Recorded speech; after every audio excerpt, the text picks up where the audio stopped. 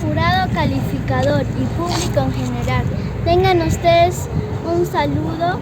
Me llamo Stephanie Dayana Álvarez Jaque, tengo 10 años, soy de Pomabamba y estamos participando en este concurso porque queremos mantener vivo el arte de Pomabamba. Yo soy Juana Vigia Flores, tengo 11 años, vivo en Pomabamba.